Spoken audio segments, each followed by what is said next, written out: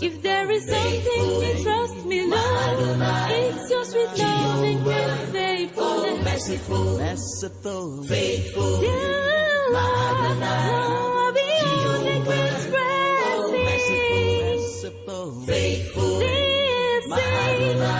as all my fears and worries, but with the fire and cloud you guide, now we react to a place of praise.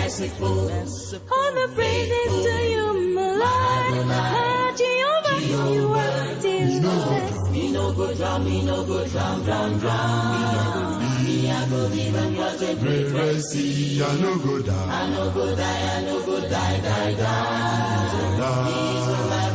Hear my cry, oh merciful, faithful, oh Lord, now I behold the great red sea. Merciful, faithful, you promised love to be with me. The people cry out to you, my Lord. Don't let us die in the wilderness. If there is something we trust me, Lord, it's your sweet love and great faith. Me no go drown.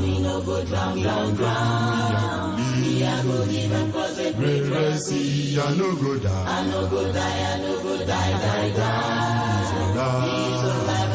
hear my cry.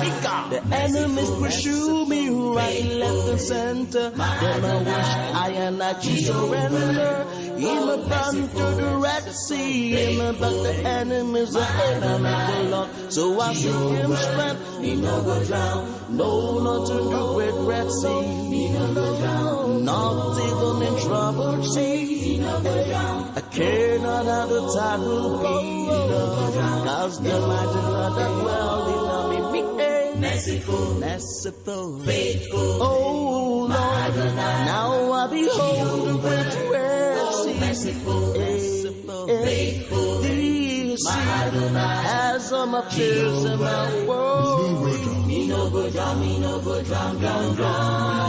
enemy pursue me, great red sea. I know one to surrender, no one to hear my cry, no go drown. Me no go drown. Enemy pursue me, great red sea. I know no one to surrender, no one to hear my cry, no go drown. Me no go drown. The enemy pursue me, great red sea. I know no one to surrender, hear my cry, oh merciful,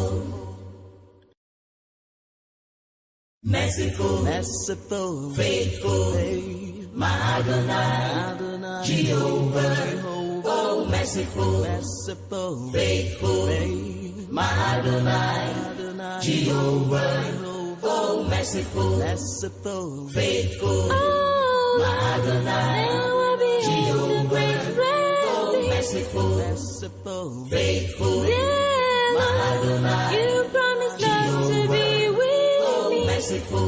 The people cry out to you, my Lord. Don't let us die in the wilderness. If there is something we trust me, Lord, it's your sweet love and great faithfulness. faithful, Dear Lord, I'll be on the great red sea. faithful, As all my fears and worries, but with the fire and cloud you guide, now we react to a place of praise. All the praises to you, my Lord, Jehovah, you are still the best. Me no go drown. Me I go live and cross the great red sea. I no go die,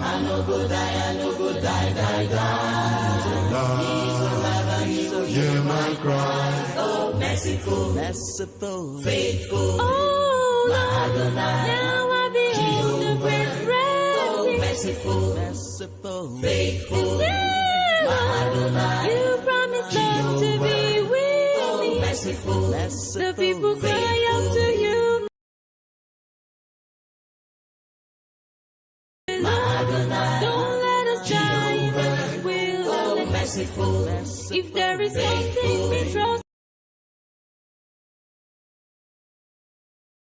me, it's your sweet loving grace. Me no go drown. Me no go drown, me no go drown, drown. Me a go live and protect. Ẹ káàbọ̀ sí channel Fati Òkodoro. Ògo ni fọ́lọ́run lókè ọ̀run àti ní ayé. Àlàáfíà. Ìfẹ́nú rẹ̀ sí àwọn ènìyàn gbogbo. Ọlọ́run ṣeun tó tún jẹ́ kí a wà láàyè, ká wà láyé lénìí. Ìwọ tó wà bẹ́ẹ̀ tó wà láàyè, tó wà láyé. Kì í ṣe mímọ̀ ṣe rẹ o. Kì í ṣe ọgbọ́n rẹ. Kì í ṣe agbára rẹ. Kì í ṣe ọpọlọ rẹ. Kì í ṣe owó tó ní. Kì í ṣe ipò tó wà. Kì í ṣe ọrọ̀ tí o ní rárá o. Ọlọ́run ló fàánú dá ọ sí. O ní láti mọ̀ bẹ́ẹ̀. Ọlọ́run ló yàn ọ́ tó dá ọ sí. Èrèdí kí wá ní ìwà láàyè rẹ tí o kò bá lo ayé rẹ láti fi wúlò fún Ọlọ́run. Tó bá jẹ́ gbogbo ohun táyé tiẹ̀ wà fún náà ni láti jayé jọrọ̀ bí ọlọ́rọ̀ nu Bíbélì, rántí ìgbẹ̀yìn ọlọ́rọ̀. Ó parí rẹ̀ sọ́run àpáàdì. Tó bá jẹ́ gbogbo ayé tiẹ̀ náà ni ká jayé ká láì mẹ̀yìn ọ̀la. Tó bá jẹ́ ohun tí wọ́n fẹ́ ṣe láyé náà nìyẹn tó. Tó bá jẹ́ ohun tí wọ́n yọ̀ǹda ara rẹ fún nìyẹn, kíyèsí kí ọjọ́ tó lọ. Ọlọ́jọ́ ń kájọ́, ọjọ́ náà sì ti wọnú tán tó. Ọlọ́run yóò fún wa lórí ọ̀fẹ́ láti ṣàtúnṣe ayé wa. Wo ayé rẹ dáadáa. Ṣó o tọ́, ṣó o yẹ sí ẹni tí à ń dá sí? Ṣé ìwọ gan kíyèsí pé ayé rẹ yẹ fún ẹni tí à ń ràn lọ́wọ́ láti wà láàyè? Kíyèsí ayé rẹ oko tó tẹ̀síwájú. Ẹ káalẹ́ lẹ́ẹ̀kan sí. Ẹ má bínú pé ó pẹ́ wa díẹ̀. Ó ní bó ṣe jẹ́. Mo kí àwọn tí wọ́n ti darapọ̀ mọ́ wa lórí ẹ̀rọ ayélujára. Arákùnrin Sunday Ajíbádé olórúkọ, ẹ káalẹ́. Adésọjí Ọlárẹ̀wájú, God bless you. Fádàǹsì Joseph Ọláyínká, ẹ káàbọ̀ sórí ètò. Adérójú Pọ́nlé, ẹ káàbọ̀. Bí ẹ ṣe ń darapọ̀ mọ́ wa yẹn, mo rí pé nìkan ló ti láìkẹ̀. Ògúnmọ́lá Ọlákìtàn Díkànbí, God bless you. Ẹ jẹ́ ká láìkẹ̀. Ẹ máa kílíkì like button yẹn, dẹ̀ máa share ẹ̀. Yóò lè jẹ́ ìbùkún fún ọ̀pọ̀lọpọ̀ àti ogunlọ́gọ̀ àwọn ènìyàn tí a ti ṣì lọ́nà àbí tí à ń dá lóró òtítọ́. Ẹ mọ̀ pé ìdánilóró tó ga jù ní kéèyàn wà nínú irọ́. Kì í ṣe ìdánilóró ọ̀tá. Èmi àní ogun èṣù, ègún kinní kan, mi ìríṣẹ́ ṣe, mi ìlówó lọ́wọ́. Ìdánilóró yẹn ọ̀gá mi ń fìyà jẹ mí rárá. Ìdánilóró tó ga jù ní kéèyàn wà nínú òkùnkùn. Ìgbé ayé tó bá wà nínú òkùnkùn, ẹ káalẹ́. Ìgbé ayé tó wà nínú òkùnkùn, ìgbé ayé ọ̀run àpáàdì ni. Ìgbé ayé tí ò nítumọ̀ ni. Ìgbé ayé tí ó ti polúkúrúmuṣu ni. Ìgbé ayé òkùnkùn abálájọ tí a ti sọ pé ẹnikẹ́ni tó bá rìn nínú òkùnkùn yóò fẹsẹ̀ kọ. Ẹni tó bá rìn nínú òkùnkùn yóò fẹsẹ̀ kọ.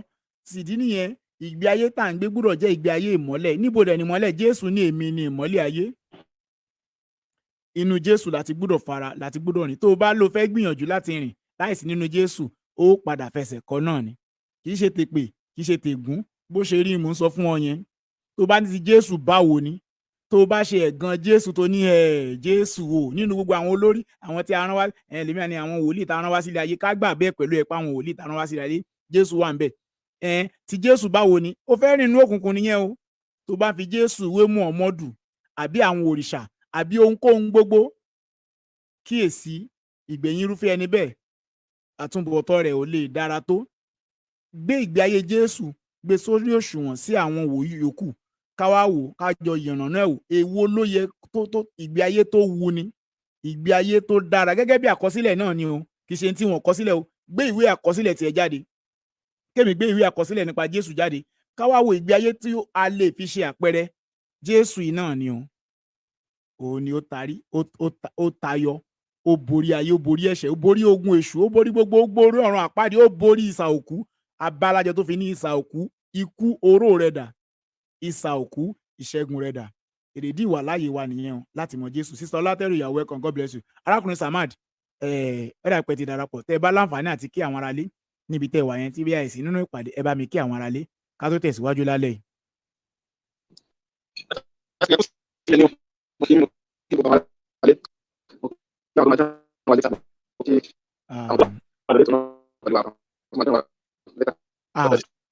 Àgbọ́ yín dáadáa.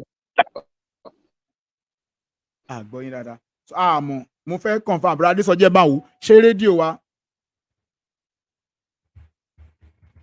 ṣé rédíò yẹn ń ṣiṣẹ́ ẹ bá ń confirm torí mo ti wà nílé so tó bá ṣiṣẹ́ ẹ jẹ́ kí n mọ̀ ní comment section ẹ bá ń wo rédíò yẹn ṣé presentation wa ń jáde mo fẹ́ confirm Brother Adésọjí àbẹ́níwọ̀n tó bá lè bá mi confirm láti rédíò Fati Òkodoro ẹ bá mi confirm. À ń gbọ́ wa lórí Facebook à ń gbọ́ wa lórí YouTube àti Twitter ṣùgbọ́n mo fẹ́ confirm bí a ti rédíò yẹn ń ṣiṣẹ́ so kí n lè mọ̀ tí ìbá iṣẹ́ kí n lè mọ̀ iṣẹ́ tí màá tún tètè collection tí màá ṣe sí lọ́wọ́lọ́wọ́ ṣóhun mi ń já lóló ṣóhun mi ń dún kétékété ṣó ń dún korokoro ẹ jẹ́ kí n mọ̀ tó bá ń dún fi sí comment section kí n tó mo fẹ́ kó lójú screen lọ sí ibi tí Bible tí mo fẹ́ kà wà so mo fẹ́ rí comment yín kí n tó kó ń bẹ̀ torí tí n bá ti kó sí another tab mo lè má lè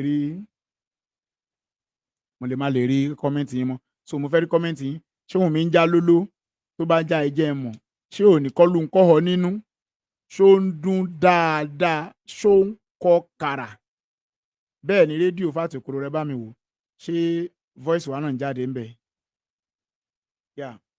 wọ́n lóhùn mi ń dún clearly èyìnbó làwọn tiẹ̀ fi là á mọ́lẹ̀ wọ́n ní clearly ó yé mi wọ́n ló ń dún dáadáa ó jáde kétékété now rédíò yẹn náà bá mi confam kí n tó kó máa kó lójú screen mo fẹ́ bọ́ sí another screen mi dẹ̀ ní rí kọ́mẹ́ǹtì yín mo fẹ́ confam kí n tó lọ máa da ọ̀rọ̀ lẹ̀ bí a ti ń retí àwọn akẹgbẹ́ wa nẹ́tíwọ̀kì brasa má dẹ̀dá bí wọ́n wà lójú ọ̀nà so àgbóhùn wọn dáadáa bí a nẹ́tíwọ̀kì mi dẹ̀ ní ò jẹ́ kí n gbọ́ wọn dáadáa nítorí mọ̀ pé nẹ́tíwọ̀kì bíi ó máa ń ṣe bákan gbà mí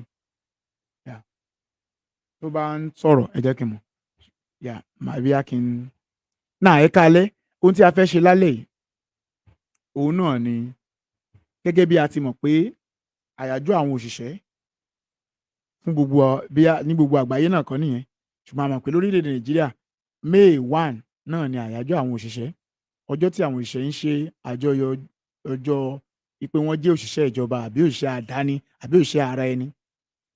A wá fẹ́ gbọ́ ìmọ̀ràn Johannu sí àwọn òṣìṣẹ́ ìmọ̀ràn Johannu fún àwọn òṣìṣẹ́ àti àwọn ọmọ ogun ìmọ̀ràn Johannu sí àwọn òṣìṣẹ́ àti àwọn ọmọ ogun òun la fẹ́ gbọ́ lálẹ́ àsìní pẹ́ púpọ̀.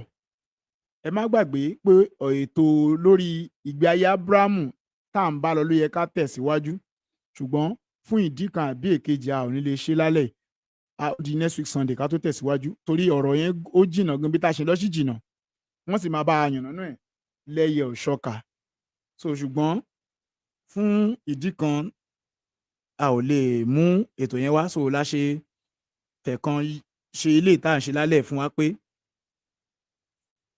ìmọ̀ràn Johannu fún àwọn òṣìṣẹ́ Ọlọ́run alágbára bí a ti ń bẹ̀rẹ̀ lálẹ́ yìí Ọlọ́run bá wa bẹ̀rẹ̀ o a fẹ́ kí kẹ́ẹ̀gbẹ́nu wa sọ̀rọ̀ fún àwọn òṣìṣẹ́ gbogbo òṣìṣẹ́ àdáni òṣìṣẹ́ inú ìjọ òṣìṣẹ́ ìjọba òṣìṣẹ́ ara ẹni àbí àwọn tí wọn ò tiẹ̀ tí ì níṣẹ́ lọ́wọ́ àbí àwọn tí wọ́n Ọlọ́run gan fúnra rẹ̀ pè fún iṣẹ́ ìránṣẹ́ a fẹ́ kí ẹgbẹ́nu wa sọ̀rọ̀ sí wọn kí ọ̀rọ̀ yìí kó bá ayé wọn pàdé àtàwa tá a fẹ́ sọ́nà òṣìṣẹ́ kan náà la jẹ́ k'Ọlọ́run kó ràn wá lọ́wọ́ láti mú ọ̀rọ̀ yìí lò ká má bàa jẹ́ ẹni ìdálẹ́bi níkẹyìn a dúpẹ́ torí tí ẹ ti gbọ́ torí tí a gbàdúrà lórúkọ Jésù Kristi Olúwa àti olùgbàlà wa àmín. now wọ́n ló ń já lóló lórí rédíò náà God bless you ó tó jọ́ mẹ́ta tí a ti gbóhùn wa lórí rédíò ó sì yẹ ká máa ṣe àwọn ètò kọ̀ọ̀kan lórí ẹ̀ náà ṣùgbọ́n tó ẹnìkan ìjáwádé Ọlọ́run yóò ràn wá lọ́wọ́. À ń sọ fún àwọn èèyàn wa pé tí a bá rí ìjọ gẹ́gẹ́ bí ìjọ àwọn Brother Adésọjí ṣe àwọn ọ̀dọ́ ni ẹ kórajọpọ̀ ni fellowship ni ẹ fẹ́ òye ọ̀rọ̀ Ọlọ́run bí a ti ń ṣiṣẹ́ apologetics àbí bí a ti ń dáhùn béèrè àwọn wọ̀nyí a fẹ́ dáhùn èèyàn lẹ́kọ̀ọ́ ẹ kàn sí wa orí ọ̀fẹ́ wà àwọn kan ti kàn sí wa ń gbà yẹn wọ́n láwọn á pè wá padà ṣùgbọ́n àgbọ̀n kankan mọ́ tó kì í ṣe ìsọjí o kì í ṣe olúwa túlẹ̀ o Yeah.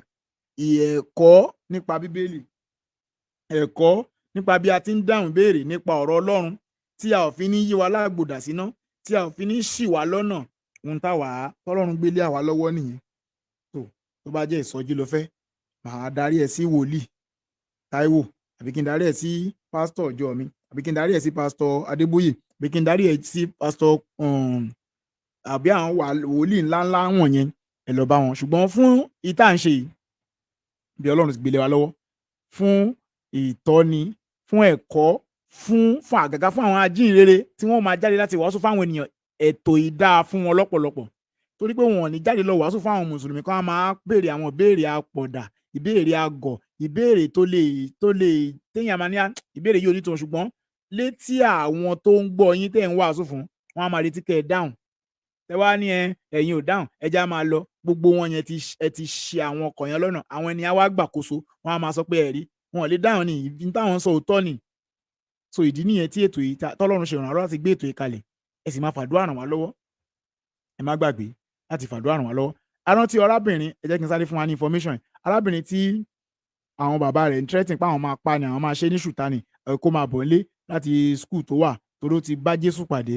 A dúpẹ́ lọ́wọ́ Ọlọ́run pé àwọn ọmọ Ọlọ́run kan ti gbàkóso, wọ́n sì ti ń fẹ́ take care rẹ̀. Ẹ jẹ́ ká máa fàdúrà ràn lọ́wọ́, k'Ọlọ́run ràn lọ́wọ́. Tí n bá láǹfààní àti rí olùṣọ́ àgùntàn yẹn, màá wish láti rí arábìnrin yẹn. Àwa náà tún ṣe pa tá a bá lè sà nípa apologetics, torí pé tí wọ́n bá ti sa gbogbo ipá tí wọ́n rí sà tán, àwọn tó máa ṣì lọ́nà ni wọ́n á wá gbé wá fún. Ó yá, ẹ sọ fún pé Bible ní error, ẹ sọ fún pé Jésù ń ṣọmọ Ọlọ́run, ẹ sọ fún pé Bible pé oríṣiríṣi, láti dà á lágbo síná, láti da òpó rẹ̀ rú. Nǹkan máa ṣe ni, ṣùgbọ́n pẹ̀lú oore ọ̀fẹ́ Ọlọ́run, a ó gbìyànjú láti rí arábìnrin yẹn. Ọlọ́run yóò sì ràn wá lọ́wọ́ láti fún wa rí. Ìròyìn tá a gbọ́, ìròyìn ayọ̀ ni. Inú mi dùn láti gbọ́ lálẹ́ pé wọ́n ti bọ́ sọ́wọ́ àwọn former pé ex-muslim, pastor yẹn ex-muslim làwọn náà. So wọ́n ti ń ṣe ìtọ́jú arábìnrin yẹn. Ọlọ́run ṣe ògo ni f'Ọlọ́run lókè ọ̀run. Hallelujah. Now, lálẹ́ yìí jẹ́ kí n sáré ka ẹsẹ̀ wúrà bíi tí a fẹ́ kà kí a tó bọ́ sí ojú agbami ètò. Ìwé Lúùkù orí 3. Ẹ jẹ́ kí n mú láti ẹsẹ̀ 9 ṣá, kó lè yé wa. Lúùkù orí 3 láti ẹsẹ̀ 9 ni mo ti fẹ́ kà á. And now also the axe is laid unto the root of the trees. Every tree therefore which bringeth not forth good fruit is hewn down and cast into the fire. Verse 10. And the people asked him, saying, What shall we do then? Verse 11. He answered and said unto them, He that hath 2 coats. Yeah. Mo ń bọ̀, ẹ fún mi ní ìṣẹ́jú kan. Rẹ̀rẹ̀sì, I no go die. I no go die. He's alive and he will hear my cry. The enemies pursue me right, left, and center. Then I wish I and I surrender. Imoran to the Red Sea, but the enemies are enemy Lord. So I seek him strength. He no go down. No, not to do with Red Sea. He no go down. Not even in trouble. See, I care not how the tide will be, cause the mighty Lord that well in me merciful. Yeah, ẹ ṣeun. Mo sáré lọ mú nǹkan kan nínú ìkulù kan ni mo ti lọ mú nǹkan jáde. Yeah, ògo ni f'Ọlọ́run lókè ọ̀run. Ẹ jẹ́ kí n máa ka ẹsẹ̀ wúrà yẹn lọ. Verse 10 màá tún kà. And the people ask him, saying, What shall we do then? Àwọn ènìyàn wá ń béèrè lọ́wọ́ Johannu, kí ni kí a ṣe nígbà náà? Ṣé Johannu ni àbí Jésù? Ẹ jẹ́ kí n wò, ta ló ń sọ̀rọ̀ lọ́nbẹ̀ yẹn?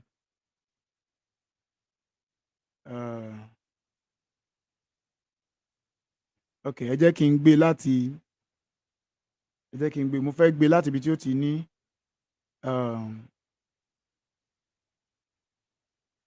ok. Johannu náà ni wọ́n bá talágbé láti ẹsẹ̀ 1.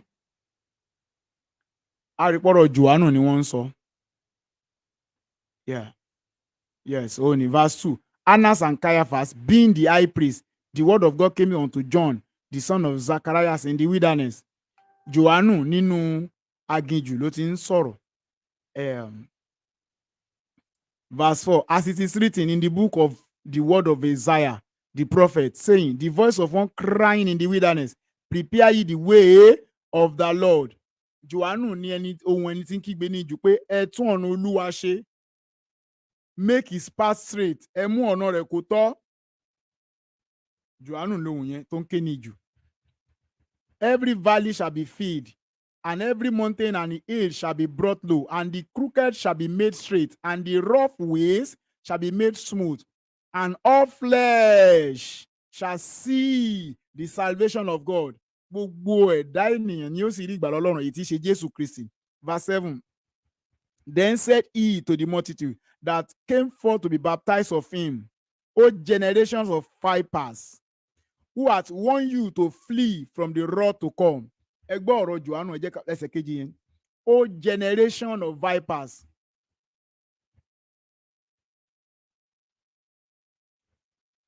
O generations of vipers, who hath warned you to flee from the wrath to come. Ẹ̀yin ìran paramọ́lẹ̀, ta ni ó kìlọ̀ fún yín kí ẹ sá fún ìbínú tó ń bọ̀? Eléyìí jẹ́ ìmọ̀ràn fún àwọn olùṣọ́ àgùntàn wa lénìí.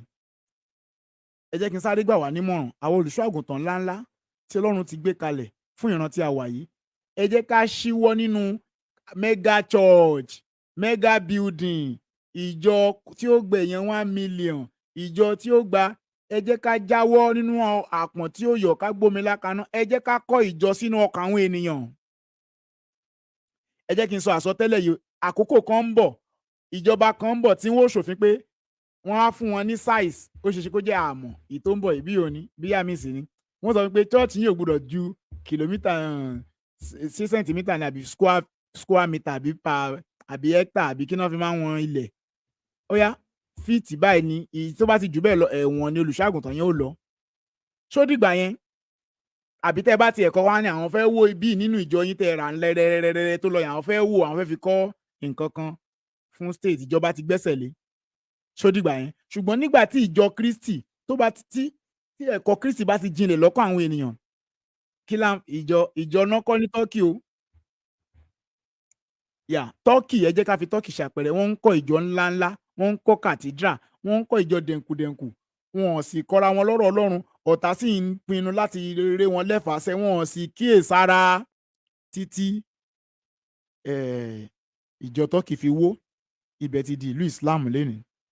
Now, ìmọ̀ràn mi fún àwọn ìránṣẹ́ Ọlọ́run ni pé ìta ó fi billions of naira, millions of naira kọ́ ìjọ. Mi ò ṣe àtakò ìjọ, mi ò ṣe àtakò pé kò yẹ ká máa pàdé nínú ìjọ rárá. Ní tí mo sọ ni pé ẹ jẹ́ ká kọ́ àwọn ènìyàn, ẹ jẹ́ ká gbin ọ̀rọ̀ Ọlọ́run sí wọn nínú.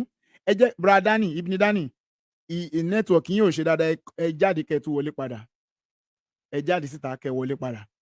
So mi lè àbí so ẹ jẹ́ ká gbin ọ̀rọ̀ Ọlọ́run sí wọn nínú níbikíbi tí wọ́n wà. Wọn bá wà ní Ajálẹ̀, wọn bá wà ní bá a ṣe wà ní ìsìn, àwa bíi 12 la wà níbí nísìn, a sì nínú ilé kankan.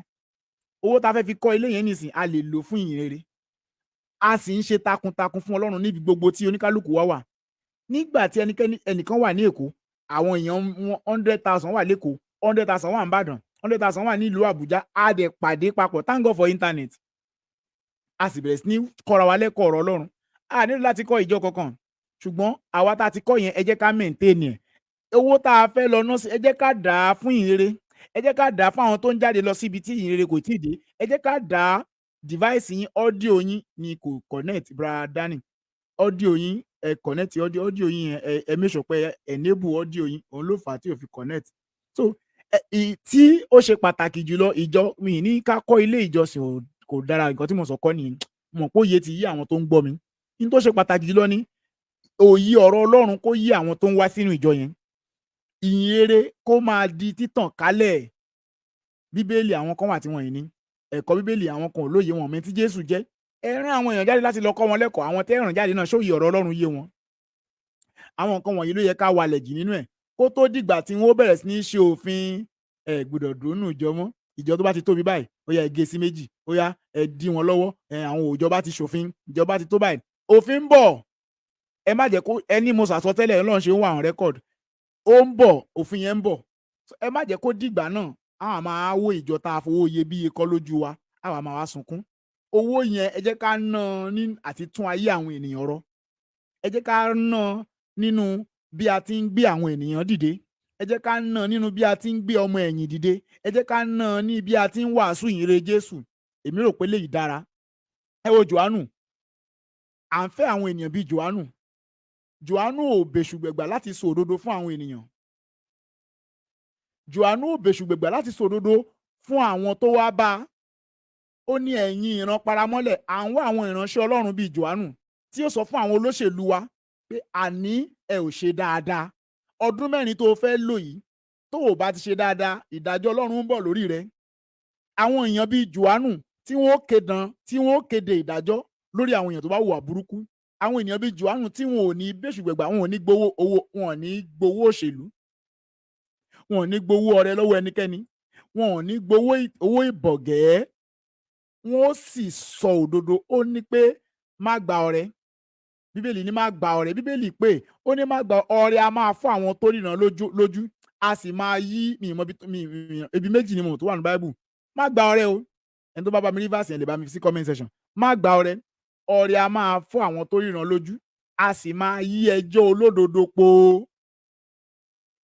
mi ì ní fẹ́ bọ́dà yẹn ó sì ń ra dátà fún ọ mi ò ní fẹ́ ó ń gbé ṣù ránṣẹ́ mi ò ní nǹkan kan ṣe pẹ̀lú ẹ ìjọ tó bá ló yá ò ní lè kọ̀ ó yá náà ni ó ti gbọ́ rẹ bí ò tiẹ̀ wá látọkàn rẹ ó máa rántí pé mo ti gba kíní báyìí mo ti gba kíní báyìí mo ti gba alágbára mo ti gba tẹ̀mẹ̀dùn ó ò ní lè kọ̀ bẹ́ẹ̀ lórí àwọn ìránṣẹ́ Ọlọ́run wa kàn kéde àwọn kan mo dúpẹ́ lọ́wọ́ àwọn Ọlọ́run kan ìránṣẹ́ Ọlọ́run kan mi ì ní ká ṣe àtakò ìjọba o mi ì ní ká sọ̀rọ̀ àlùfàǹṣá o ṣùgbọ́n ìjọba tí ò bá ṣe òdodo tí ò ṣètọ́jú àwọn ènìyàn ẹ sọ̀rọ̀ jáde láì sọ̀rọ̀ sábí àwọn ẹ jẹ́ ká kéde kì í ṣe àtakò ká sọ òdodo níbi tí òdodo bá wà ẹ jẹ́ ká sọ fún wọn wọ́n wá sílé ìjọsìn wa wọ́n kúnlẹ̀ ká gbàdúrà fún wọn ẹni kó dìde ọ̀rọ̀ àdúrà kọ́ lọ ṣe nǹkan báyìí fún àwọn aráàlú pèsè iṣẹ́ fún wọn àwọn arúgbó ẹ tọ́jú wọn àwọn aláìní ẹ pèsè fún wọn àwọn tó ṣe ìjọba ẹ fún wọn ní sálárì wọn lásàtà tí wọ́n ń di ò wá padà wá gbàdúrà ṣùgbọ́n tó ká má bàa bínú sí mi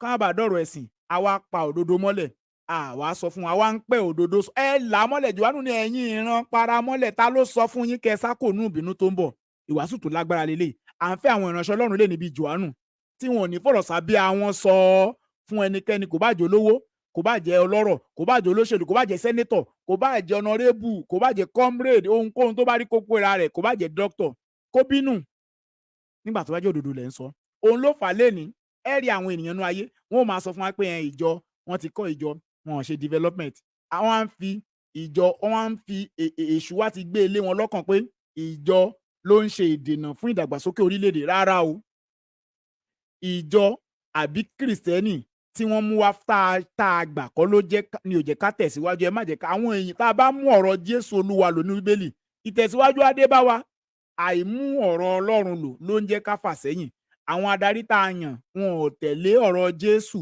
oníkálukú ń lé ipò ara rẹ̀ a ò sì rí àwọn ènìyàn tí ó sòdodo fún wọn ìdí yẹn tá a fi ń rámù ní ipò ẹrú à ń rámù tọmọ ẹran wa ń jẹ gungun ọmọ aláṣọ wa ń wọ àkísà à ń rámù nínú gbèsè trillions of naira gẹ́gẹ́ bí orílẹ̀-èdè Nàìjíríà so àwọn nǹkan wọ̀nyí ló fa wàhálà tá a dé sí kì í ṣe nítorí pa àníjẹ tá a bá tẹ̀lé ọ̀rọ̀ Jésù mi ì mọ olórí ẹ̀sìn náà tó tọ̀rọ̀ rẹ̀ dùn bí ọ̀rọ̀ Jésù mi ì mọ olórí ẹ̀sìn náà tọ̀rọ̀ rẹ̀ tutù bí ọ̀rọ̀ Jésù mi ì mọ olórí ẹ̀sìn náà tọ̀rọ̀ ọ̀rọ̀ ìwà pẹ̀lẹ́ ọ̀rọ̀ ìlọsíwájú jáde lẹ́nu rẹ̀ ẹ fún mi lẹ́rú àwọn èèyàn bẹ́ẹ̀ so ọ̀rọ̀ Jésù jẹ́ ọ̀rọ̀ tó yẹ ká tẹ̀lé ọ̀rọ̀ Jésù ló yẹ ká tẹ̀lé so à ń wá ìránṣẹ́ Ọlọ́run bíi Jòhánù tí ò ní bẹ́ṣù gbẹ̀gbà tí ò ní kankan tí òun mọ́lé àbálàjẹ wọn máa bẹ orí Jòhánù kẹ́yìn ó ní kò tọ́ fún ọ láti gba aya arákùnrin rẹ̀ Jòhánù sódodo kì í ṣe ìránṣẹ́ Ọlọ́run ni táwa máa pé ọ̀rọ̀ sọ ẹ sódodo ikú náà ló pin ohun gbogbo wọ́n bẹ́ wa lórí wọn ò bẹ́ wa lórí wọ́n fìyà jẹ wá ni wọn ò fìyà jẹ wá ni èèyàn ó kú náà ni ó ní gbogbo wa láṣà òkú a ó dà bí omi tí a dà sílẹ̀ tí a kò lè ṣàjọmọ́ ikú ló pin ẹ jẹ́ ká sódodo ọ̀hún wọn kọ́ máa bá ṣe wá ní jàǹbá kọ́ máa bá da ìjọ mi rú kọ́ máa bá di wàhálà lórílẹ̀ ẹjẹ́ ó di òdodo everybody àwọn pé òdodo lẹ sọ fún wọn ìránṣẹ́ Ọlọ́run bíi Jòhánù kò sí lóde mọ́ wọ́n wà ṣùgbọ́n wọn ò pọ̀ mọ́ inú mi ṣe ni wọn ò sí lóde mọ́ tí n bá ní wọn ò sí ìtumọ̀ ẹ̀ ní pé wọn ò pọ̀ à ń fẹ́ àwọn èèyàn bẹ́ẹ̀ yẹn kì í dẹ̀ ṣe nítorí àtakò in tá à ń sọ ó yẹ kó ti yé wa. Johannu ò ṣe nítorí pé ó jẹ́ ọmọ PDP o. Johannu ò ṣe nítorí pé ó nífẹ̀ẹ́ sí APC. Johannu ò ṣe lé nítorí pé ó rò pé ibo mo fẹ́ kó ṣèjọba lọ́tẹ̀ yìí. Kì í ṣe nítorí nǹkan tí Johannu ń ṣe nítorí ó ń sọ òdodo fún wọn láì bẹ̀ṣù rẹ̀gà láì wojú ẹnikẹ́ni. Ó kanjú abẹ́ǹkó àwọn ìránṣẹ́ Ọlọ́run tá à ń wálé nìyẹn. Àwọn tí wọ́n kanjú abẹ́ǹkó tí òdodo yóò tá a bá ti rírò àwọn èèyàn bẹ́ẹ̀ ẹ ò rí. Àwọn tí ó sọ pé give me Scotland or I die. Àwọn tó sọ pé fún mi ní orílẹ̀-èdè Nàìjíríà àbí kémi gan kú. Àwọn bíi Mósè pé kọ́rúkọ mi pa orúkọ mi rẹ́ kó nù wéyè kípo àbí kó dáríjì àwọn ènìyàn wọ̀nyí. Àwọn èèyàn bẹ́ẹ̀ yẹn là ń wálé ní. Ẹ jẹ́ ká tẹ̀síwájú. Johannu à ń wá Johannu léni. Then said he to the multitude that came forth to be baptized of him. Wọ́n fẹ́ baptisi ṣùgbọ́n wọ́n fẹ́ gbọ́rọ̀ Ọlọ́run. O generation of vipers, who had warned you to flee from the wrath to come. Verse 8. Wọ́n á gbọ́rọ̀ Johannu, ìmọ̀ràn Johannu fún àwọn òṣìṣẹ́, ìmọ̀ràn Johannu fún àwọn olùṣọ́ àgùntàn, ìmọ̀ràn Johannu fún àwọn sójà, ìmọ̀ràn Johannu fún àwọn oníṣẹ́ ọwọ́ oníṣòwò àtàwọn tí ò tí ì níṣẹ́. Òun la fẹ́ gbéyẹ̀wò là ń gbéyẹ̀wò báyìí. Bring forth therefore fruit worthy of repentance. Àṣìṣe yìí tá a ṣe kọ́ ni ìparí ohun gbogbo. Àṣìṣe tá a ṣe yẹn kọ́ ni òpin ayé. Ṣùgbọ́n nísinsìnyí bring forth fruit worthy of repentance. Ẹ jẹ́ ká so èso tó yẹ fún ìrònúpìwàdà. And begin not to say within yourself. Ẹ má máa sọ pé we have Abraham to our father.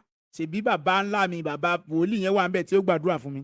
Ṣebí mọ́mì mi ṣebí pásítọ̀ ni. Ṣebí dáàdì mi ṣebí olùṣọ́àgùntàn ni. Bàbá mi tọ́jú àwọn olùṣọ́àgùntàn èmi náà jọlá lára wọn. Stop saying that. Ìwọ gan kí ni iṣẹ́ tó ṣe? We have Abraham to our father. A ní Abrahamu ní bàbá. For I say unto you that God is able of these stones to raise up children unto Abraham. Ọlọ́run nínú agbára rẹ̀ ó lè gbé ọmọ dìde láti ní òkúta fún Abrahamu. Àwọn yàrá ní aláàní tí mi bá níyàwó mi ò lè bímọ. Ọlọ́run kọ́ nìyẹn. Ọlọ́run á sọ pé àní tí ò bá tẹ́ ẹ bá kọ̀ láti ṣe nǹkan tó yẹ kó ṣe òun lè gbé ọmọ dìde láti ní òkúta. Ṣé Abrahamu bá òkúta sùn ni òkúta ó ṣe bímọ fún Abrahamu? Rárá, tá a bá sọ̀rọ̀ pé Ọlọ́run bímọ ọmọ ẹnìkan kì í ṣe nítorí ìbálòpọ̀. So má jẹ́ ká gbé ọkàn wa kúrò lórí ìbálòpọ̀ tí Kùránì ń tẹnumọ́. Ìbálòpọ̀ kọ́ ni ọmọ Ọlọ́run tí à ń pè Jésù. Ibi tá à ń lọ kọ́ nìyẹn. Verse 9.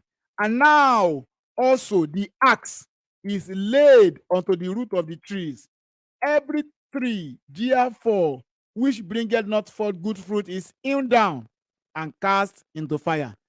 Gbọ́ o nísinsìnyí a ti fi àkélé gbòǹgbò igi náà. Igi kígi kò bá jẹ́ pásítọ̀. Igi kígi kò bá jẹ́ olùṣọ́àgùntàn. Kò bá jẹ́ oyè kànsìkànrìn. Kò bá jẹ́ ẹnikẹ́ni mi fẹ́ dárúkọ yìí kó má dàgbé bí àmọ́ àtàkì ìjọ kankan. O bá jẹ́ wòlíì tó ń sọ ìsọtẹ́lẹ̀ tí ràn ẹ́ dájú. Every tree, therefore, which bringeth not forth good fruit is hewn down. Hewn down, a ó ké lulẹ̀ láì wo bó ṣe ga tó. A ó ké lulẹ̀ láì wo bó ṣe sanra tó. A ó ké lulẹ̀ láì wo bó ṣe fìrìngbọ̀n tó. And cast into the fire. A wà dá sí. Kí ni iṣẹ́ tí iná fẹ́ ṣe? Iná òjò oorun ni. A wà rí pé wọ́n dẹni yẹpẹrẹ. Verse 10. And the people ask him, saying, what shall we do then? Ó dìgbà tí a bá wàásù wa débi pé kí ni kí àwa kí ó ṣe? Kì í ṣe ìwàásù ride on, preach it. Àwọn ènìyàn máa ké olùṣọ́àgùntàn àti ríra wa kí ni ká ṣe nísìnyí? Ó yá ìtẹ̀ ìwàásù yẹn kí ni way out? Àrántí Jonathan Edward tí mi bá ṣe orúkọ rẹ̀. Ó wàásù sinners in the hand of an angry God. Àwọn èèyàn bẹ̀rẹ̀ sí ní ké, wọ́n ń wá pariwo, wọ́n ń wárìrì, wọ́n ń dìmọ́ àga, wọ́n ń dìmọ́ pòjọ. Ó dàbí ìgbà tí wọ́n ti ń wá lọ sọ́run àpáàdì. Wọ́n ní yé ọ̀run àpáàdì ti dé, kí la fẹ́ ṣe? Kí la fẹ́ ṣe? Ìwàásù báyìí la nílò lákòókò yìí. Ìwàásù yìí la nílò lákòókò ìwàásù ìrònúpìwàdà, ìwàásù táwọn èèyàn ó sọ pé kí la fẹ́ ṣe, kí la ó ṣe. Pásítọ̀, ìwàásù yìí ti yé wa, kí ni ká ṣe? Ìwàásù ta nílò nìyẹn. Ìwàásù ta nílò nìyẹn lákòókò yìí.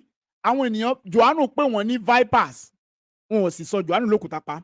Torí pé òdodo ni ó bá wọn lákínyẹmí ara wọn. Agbára Ọlọ́run darapọ̀ mọ́ ọ̀rọ̀ Johannu torí pé òdodo ọ̀rọ̀ Ọlọ́run ni. Bẹ́ẹ̀ la ti ń wá àwọn èèyàn tí ó sọ̀rọ̀ bí Johannu lénìí. Kí ni kí àwa kí ó ṣe? Ó dìgbà tá a bá gbọ́ ìwàásù kí ni kí àwa kó ṣe kí ìyípadà tó dé bá orílẹ̀-èdè. kì í ṣe ìwàásù lọ mú gbá lọ má kòkò wá lọ mú bàbá sásùn wá rárá. Kí ni kí àwa kó ṣe kí àwa kó lè dẹni ìgbàlà? Ẹ rántí pé ẹni yẹn béèrè lọ́wọ́ Jésù náà pé olùkọ́ni kí ni n ó ṣe kí èmi kí ó lè di ẹni ìyè. Verse 11 now, ẹ jẹ́ kí n bọ́ sí verse 11. He answered and said unto them, kì í ṣe nìkan them, he that had 2 coats, let him impart to him that had none. Ìwọ tó ní ọkọ̀ mẹ́rin, wá ẹnìkan fún lẹ́yọ kan. Ìwọ tó kọ́ ilé jọ̀ràn bíi 10, wá ẹnìkan tó ń ṣaláìní fún lẹ́yọ kan. Ìwọ tí ọmọ rẹ lọ sílé ìwé tó owó ti sodo sínú àkáǹtì rẹ gẹ́gẹ́ bí kìrìsìtẹ́nì wọnú ìjọ rẹ, ta lẹni tó wà bẹ́ẹ̀ tó ń ké ora tí òrówó ilé ìwé san? Bá a san. He that had 2 coats, let him impart to him that hath none. Bámúbámú ni mo yó, mi mọ̀ bọ́mọ ẹlẹ́mí ò yó. Eléyìí kò yẹ kó jẹ́ orin tí a ń kọ. Wá ẹnìkan nínú ìjọ rẹ. Bójú ọmọ rẹ ló fẹ́ adopt ẹ̀ kọ́lọ́kọ́ ni kó gbé lọ́dọ̀ ẹ̀. Adopt ẹ̀ gbogbo tó yẹ kó ṣe fún, ṣe fọ́lọ́run fún. O lè máa announce orúkọ ẹ̀ gan because you are doing it unto God. À ń ṣe bíi fún Ọlọ́run kì í ṣe fún ẹni yẹn. A ò ṣe kán lè gboríyìn fún wa. A ò ṣe kán lè fún wa láwọ̀d. Bàbá yẹn ń try gan rárá. A ò ṣe nítorí kán lè fún wa lóríyìn. À ń ṣe nítorí pé kí ayé ẹni yẹn lè bẹ́ sú ẹ́. À ń ṣe nítorí pé kí ẹni yẹn náà lè ní ìyípadà. À ń ṣe pé kí ayé rẹ̀ náà lè sún síwájú. Let him impart him to him that hath none, and he that hath meat, let him do likewise. Ìwọ tó ní ẹran, o ní owó, o ní nǹkan tó pọ̀, o ní àwọn nǹkan tó kàn, ẹlòmíràn ní nǹkan nílé á sì máa bàjẹ́, wọ́n á sì lọ máa dànù, wọ́n á máa fòrú dúdú lọ dànù. Àwọn èèyàn kan sì wà dandan kan ni kó jẹ́ ládùúgbò. Lọ sáwọn àdúgbò tí àwọn èèyàn ti ń jìyà, lọ fún wọn. Àwọn kan wà tí wọn ì mọ nǹkan tó máa jẹ àṣà àti bá ṣe ń sọ̀rọ̀ yìí. Owó ló sì sodo sínú àkáǹtì tiẹ̀ tó mọ nǹkan tó fẹ́ fi ṣe. Look for them and give it to them. Dandan kan ni kán mú ẹ. Fífún wọn ìwàásù Johannu nìyẹn. Give it unto them. Ayé wà ní àlàáfíà. Verse 12 ẹ máa gbọ́ o. A ti ń lọ síbi tá à ń lọ báyìí o. Then came also publicans to be baptized. Àwọn òṣìṣẹ́ náà wá, publicans, àwọn tó ń ṣiṣẹ́ public servants. Àwọn náà fẹ́ wá tẹ ìbọmi. Wọ́n wá síjọ rẹ̀, wọ́n fẹ́ wá gba iṣẹ́ ìyanu. Wọ́n wá sínú ìjọ rẹ̀, wọ́n mọ̀ pé o gbóná tó bá pe àdúrà, orí ọ̀tá máa wó, tó bá pe àdúrà, àwọn èèyàn ò wá rírì. Wọ́n wá rọ́ wá gìrìrì, ó dúpẹ́ lọ́wọ́ Ọlọ́run pé àǹfààní rèé. Wọ́n nígbà tí Jésù rí ọ̀pọ̀ ènìyàn, àánú ṣe, ó sì gorí òkè lọ, ó bẹ̀rẹ̀ sí ní bá wọn sọ̀rọ̀ Ọlọ́run. Wọ́n rọ́ wá gidigidi àwọn ọmọ yahoo, wọ́n rọ́ wá gidigidi àwọn olóṣó, wọ́n rọ́ wá gidigidi aṣẹ́wó, wọ́n rọ́ wá gidigidi olè adigunjalè. Ó fìbọn sínú ọkọ̀, ó wá sórí òkè, ó wá gbàdúrà. Ó sọ ẹ̀mí Ọlọ́run sí ibẹ̀nú ayé rẹ̀. Ẹ̀rù wá ń bà ẹ́ láti sọ fún wọn. Tán bá pa ẹ́ kó kú. Kí ló tún ń ṣe láyé? Kí ni èrèdí ìwà láyé rẹ nígbà tó wà láyé tó sòdodo? Johannu ò bẹ̀ṣù gbẹ̀gbà pé àwọn ènìyàn yóò ṣe òun ní ṣùtá. Wọ́n lè fohùn, wọ́n lè ṣe oníjàmbá. Wọ́n wá sí ìtẹ̀bọmi, wọ́n wá sí ìsọjí. Wọ́n wá gbàdúrà, wọ́n wá sórí òkè, wọ́n wá sínú yàrá, wọ́n pe nọ́mbà rẹ̀ WhatsApp, wọ́n join ní ẹni platform òṣòdodo fún wọn. Then came also publicans to be baptized and said unto him, Master, what shall we do? Àwọn èèyàn tó wá baptisi wọ́n ní Master, wọ́n pe Johannu ní Master, kí ni káwa kó ṣe? Nígbà tí ìwàásù wa bá tó débẹ̀, la tó ń sòdodo. Verse 13. And he said unto them, exact no more than what is appointed you. Má gbà ju nǹkan tí a ti fi fún ọ lọ. Sálárì rẹ level 13 ló wà. Má gbà ju sálárì level 13 lọ. Iye bónọ́ọ̀sì tán ní kó o gbà, half salary, má gbà ju nítorí wọ́n ló wà ní in charge ẹ̀. Má gbà ju bẹ́ẹ̀ lọ. Ìmọ̀ràn Johannu rèé fún ọ, fún mi.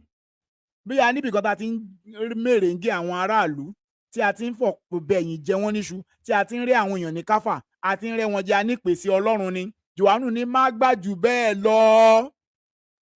Kí ni kí àwa kí ó ṣe? Má gbà jù bẹ́ẹ̀ lọ. Wọ́n láǹfààní oní Ọlọ́run ló ṣí sílẹ̀ ìbùkún Yahweh ni àbí ìdẹ̀wò Sátánì. Má gbà jù bẹ́ẹ̀ lọ. Verse 14, ibi tá à ń lọ náà ládé. And the soldiers likewise demanded of àwọn ológun tó ju wọn, àwọn gidi gànkó ọmọ ogun, àwọn kílàngò, àwọn tó ju wọn lé. Wọ́n tún béèrè lọ́wọ́ Johannu, kí ni kí àwa kó ṣe? Johannu ò dàbí àwọn olùṣọ́ àgùntàn lénìí. tán bá ti rí èèyàn ńláńlá tán rí àwọn tó wọṣọ gẹ̀rẹ̀yẹ̀ ẹ̀rù dé tá a bá sòdodo yìí nísìn wọ́n lè má drop ọrẹ tá a bá sòdodo ẹlòmíì tiẹ̀ ẹ̀ kán má tiẹ̀ wá gbé olúwẹ̀ pa ẹ jẹ́ ká dọ́gbọ́n ọmọ mo sì níṣẹ́ ìránṣẹ́ mi tí mo fẹ́ ṣe ìjọ kan lèèyàn á kú ìjọ kan lèèyàn á sùn tí ò ní jí mọ́ ó tán náà nìyẹn òdodo yẹn sọ lè ní ó lè báyé àwọn èèyàn pàdé sọ fún mi sọ fún àwọn ènìyàn sọ fún gbogbo èèyàn má tijú àti sòdodo kì í ṣe òdodo tá à ń sọ nínú ẹ̀gàn rárá ọ̀rọ̀ mi yí àwọn ènìyàn ó yí ọ sọ òdodo ọ̀rọ̀ Ọlọ́run kì í ṣe òdodo ìtakò kì í ṣe orin pé nítorí kan lè ní ìmí náà ṣe àtakò rárá. I'm not asking you to do counter argument. Mi ní ká máa ṣe àtakò ìjọba, mi ní ká máa ṣe àtakò àwọn ọlọ́rọ̀, mi ní ká máa ṣe àtakò àwọn ènìyàn tó ní rárá. Òdodo tí Johannu sọ látòkè yẹn náà ni mo fẹ́ ká bá àwọn ènìyàn sọ. Saying, and what shall we do? Àwọn sójà náà ò bẹ̀ ṣùgbọ́n wá ní kí làwọn náà ó ṣe. In tó fi lè mú sójà náà wá, wọ́n ti gbọ́ nǹkan kan nìyẹn. Wàásù ọ̀rọ̀ náà nígbà tó wọ̀ àtìgbà tí kò wọ̀, ìmọ̀ràn tí a fún wa nìyẹn. And he said unto them, ẹ máa gbọ́ o, and he said unto them, do violence to no man, no SARS, end SARS. Now, do violence to no man. Kì í ṣe pé wọ́n torí pé wọ́n ti wọṣọ ogun, torí pé wọ́n ti gbébọn lọ́wọ́, o kàn rí àwọn ènìyàn, o kàn gba fóònù wọn, ló ń yẹ̀wò, o kàn wá àwọn yẹn pé ọkọ̀ yín yẹn tuntun jóyá, ẹ kó sínú ọkọ̀ ẹnìṣó, kẹ wá rẹ́ wọn jẹ. Ẹ ṣiṣẹ́ yín bó ṣe tó, ẹni tí ò bá níwèé ẹ fún ní ẹ jáwèé fún, ṣùgbọ́n ẹni tí ó níwèé tí ìwé rẹ̀ ti pé ẹjọ́ ó máa lọ, dandan kọ́ ni kó fún yín ní nǹkan owó ẹ̀yìn, owó ìwọ ẹ̀yìn tí ẹ̀kọ́ mọ́, owó ipá nìyẹn. Owó ipá nìyẹn, kì í ṣe owó ẹ̀yìn.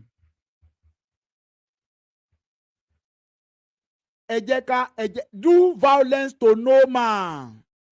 O kàn rí èèyàn kan ló lọ, o kàn gbébọn fún látẹ̀yìn gbà nítorí pé wọ́n ti wà lọ́wọ́ rẹ̀. Ìwàásù Johannu sí ọ ní pé do violence to no man. Lẹ́ẹ̀rẹ́ ìdìlọ lálẹ́ ẹ rá àwọn ọmọ ọlọ́mọ tó dó wájú tán tó rẹ ti mọ̀ pé àwọn ọmọ aláìní ni ẹ kàn kó wọn lọ fi replace àwọn ẹlẹ́wọ̀n ọ̀daràn tán ti fún yín lówó. Do violence to no man. Gẹ́gẹ́ bí ọmọ ogun ẹ kàn lọ wá lẹ́kàn ládùúgbò kan pé a sì fìyà jẹ yín lẹ́nìí. Do violence to no man. In tó bá yẹ kẹ́ ẹ ṣe, àwọn tó yẹ fún gbígbé ẹ gbé wọn, àwọn tó yẹ kán lọ fún ilé ẹjọ́ ẹ pè wọ́n sí ilé ẹjọ́, àwọn tó yẹ fún ìbáwí ẹ bá wọn wí. Kì í ṣe nítorí pé wọ́n torí pé ẹ fẹ́ràn wọn, nítorí pé ìgbàgbọ́ wọn yàtọ̀, nítorí pé ẹ̀yà wọn yàtọ̀, nítorí pé ojú wọn yàtọ̀, nítorí pé wọn ò lówó lọ́wọ́, nítorí pé wọn ò sí ní ipò ọlá, ẹ wá rẹ́ wọn jẹ. Johannu ní rárá o, má ṣe ibi, má ṣe ìwà ipá sí ẹnikẹ́ni. Àwọn ọmọ ogun ni Johannu ń bá sọ̀rọ̀ níyìn. Neither accuse any falsely.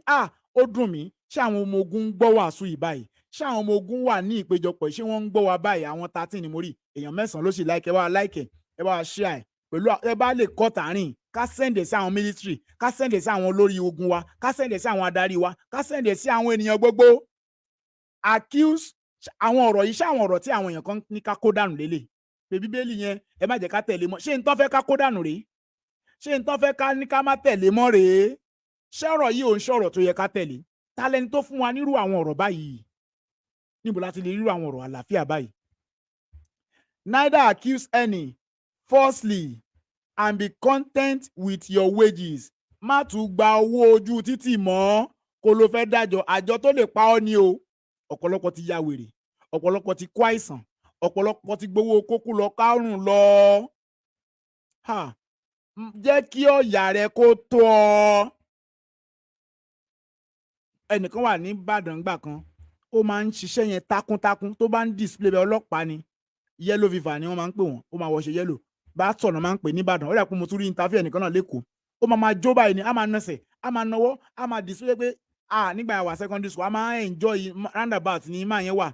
Àwọn tó bá wà ní Ìbàdàn lásìkò wà ní bí 97, 94, 95, ìmọ̀ bí tí bàbá yẹn máa wà mọ́ lẹ́ni. Wọ́n á máa juwó fún, àwọn èèyàn máa náwó sí pé this man is working, kò ní gba owó yẹn, kò ní ṣàwó yẹn, tó bá ó máa ní break, tó bá ti ní break tẹ́lẹ̀ mi fẹ́ replace, ó wá máa ṣá. That is good. Àwọn yẹn owó yẹn kọ́ là ń sọ, wọ́n appreciate yẹn ni. Ṣùgbọ́n wọ́n pé ẹ̀dúró bẹ́ẹ̀ yẹn, ọ̀yá ìwé yín dà, ìwé nìrìn, ìwé ẹgbàá, ìwé mo fẹ́ jẹ ni. Ẹ jẹ́ ọ̀yá constable wọnú ọkọ̀ fún mi kó wà wọ́n lọ station. Ó sì pa ẹni ẹlẹ́ni lẹ́kún, ó fẹ́ ṣiṣẹ́ lọ tí ó wá owó tí àwọn ọmọ rẹ̀ wà ní létí bí ń pa wọ́n. Ó sì dè wọ́n lọ́nà títí àwọn ọmọ wà lé wọn ní bàbá wọn ń bọ̀. Bàbá ò dé. Owó tí ò sí náà tún lọ fi ń béèlì bàbá lọ́gbà ẹ̀wọ̀n láìṣẹ̀ láìrò nítorí pé kò fún ẹ lówó. Ìdájọ́ Ọlọ́run ń bọ̀. Neither accuse any falsely and be content with your wages. Jẹ́ kí owó rẹ tó olóṣèlú. Jẹ́ kí owó rẹ tó olùkọ́. Jẹ́ kí owó rẹ tó ìwọ òṣìṣẹ́ local government. Ọ̀nà yẹn tí wọ́n ti dí tètè gbà kámú fún Ọlọ́run kó o jẹ́ kó owó oṣù rẹ tó ọ. Verse 15. À ń lọ bí kùnkùndùn nìyẹn o. Ìmọ̀ràn Johannu fún àwọn òṣìṣẹ́. Workers day ọmọ àṣẹ lọ́la. Ìwọ náà tó ojú òṣìṣẹ́ kó o gbọ́ wa. And as people were in expectation, and all men mused in their hearts of John, whether he were the Christ or not. Àlọ́kọ́ ni ibi tá a máa parí sí náà ní verse 14. Johannu sọ fún àwọn ènìyàn. Johannu bá àwọn òṣìṣẹ́ sọ̀rọ̀. Johannu bá àwọn ọmọ ogun sọ̀rọ̀. Láì ṣùgbẹ́ṣùgbẹ́gbà, ó sọ òdodo fún wọn. Àwọn ènìyàn lénìí bí olùṣọ́ àgùntàn tí wọ́n kọ́ ìjọ sínú ọkàn àwọn ènìyàn. Ìjọ Kristi tí wọ́n kọ́ ìjọ, ó ní ẹ̀yin ni tẹ́ḿpìlì Ọlọ́run. Ẹnikẹ́ni tó bá ba tẹ́ḿpìlì Ọlọ́run jẹ́ la ó parun. Àwọn ènìyàn lénìí tí wọ́n ru àwọn èèyàn sókè nínú ìgbàgbọ́ tí wọn ò ní kàn máa kọ́ ilé lásán. Ilé lásán lọ̀pọ̀lọpọ̀ ìránṣẹ́ Ọlọ́run kọ́ tí àwọn ẹlẹ́kọ̀ọ́ èké tí àwọn mùsùlùmí tó ń ṣe dáwà bá débẹ̀ wọ́n ó sọ ìjọ yẹn di pẹ̀tẹ́lẹ̀ torí pé òye ọ̀rọ̀ Ọlọ́run òye ọ̀pọ̀lọpọ̀ tó wà nù bẹ̀. Ògo ni fọ́lọ́run lókè ọ̀run. Ìwàásù Johannu rè fún wa o gẹ́gẹ́ bí olùṣọ́ àgùntàn. À ń fẹ́ àwọn tó dàbí Johannu. Ìwàásù Johannu rè fún wa gẹ́gẹ́ bí ọmọ ìjọ. Ìwàásù Johannu rè fún wa gẹ́gẹ́ bí àwọn tó ń ṣiṣẹ́ lábẹ́ ènìyàn. Ológa ni, jẹ́ olóòótọ́. Owó wa bẹ́yẹn ò tí ì ní iṣẹ́ ni. Ṣiṣẹ́ ọwọ́ rẹ̀ ó ní àtẹ́lẹwọ́ ẹni kì í tan níjẹ. Jẹ́ kí ohun tó o bá mọ̀ láti ṣe bí o mọ àwòrán yà ni. O mọ iṣẹ́ oko ṣe ni. O mọ ṣọ́rán ni. Tẹ́ńpẹ́lẹ́ mọ́ títí Ọlọ́run yóò fi gbé orí rẹ̀ sókè. Ẹ má jẹ́ kẹ́nikẹ́ni ó nítorí ìyà yìí náà ni ló tì ọ́ láti lọ gé orí ọmọ ọlọ́mọ. Òṣì náà ni ló tì ọ́ ló fi lọ mú ọmọ ọlọ́mọ tó fẹ́ fi gé ìkalẹ̀ láti fi ṣoògùn. Ìyà yìí náà ni kò ní jẹ́ o. Ẹ bá ń ṣàmì. Wèrè lẹ́nu bẹ́ẹ̀ ó yàgbẹ̀yìn o. Òótọ́ ọ̀rọ̀ ni ó gé orí èèyàn. Àwọn ọmọ tí ó lógo, ọmọ tí àwọn òbí rẹ̀ retí pé yóò sanjọ́ fún wọn. Ó sì gé háú.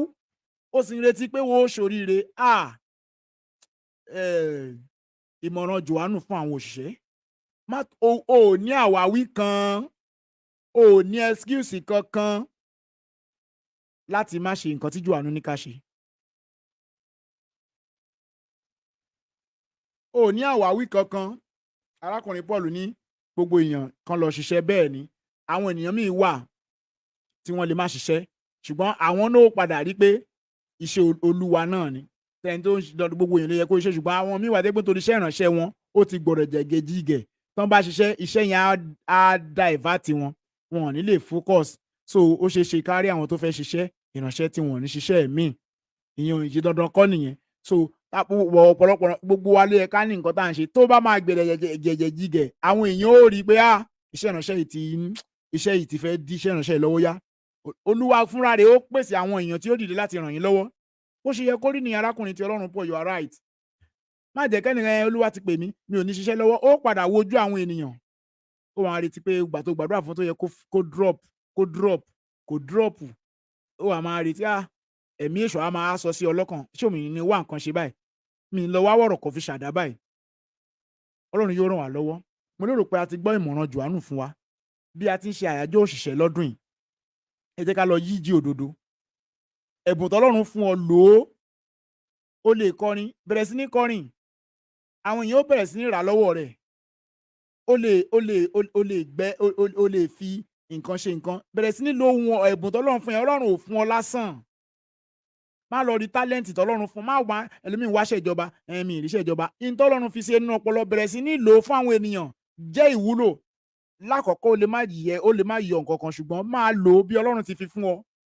Ká máa wo nǹkan tí ó tẹ̀yìn ẹ̀ jáde. Ọwọ́ alápọn la ó mú sanra kì í ṣe ọwọ́ aládùá. Ọwọ́ alápọn la ó mú sanra. Jẹ́ kọ́wọ́ rẹ lápọn. Ṣe nǹkan kan, wá nǹkan kan ṣe. Wo obìnrin yẹn ó ní kí lo nílé. Kóbìnrin yẹn ní mi ò bá ní nǹkan kan yẹn. Èlíṣà ò ní máa lọ ò ní nǹkan kan yẹn. Kò sí nǹkan kan tó tọ́ sí ẹ náà nìyẹn. Ó ní mo lóròró díẹ̀. Òróró yẹn náà la bùkún fún. Àyájọ́ òṣìṣẹ́ rè.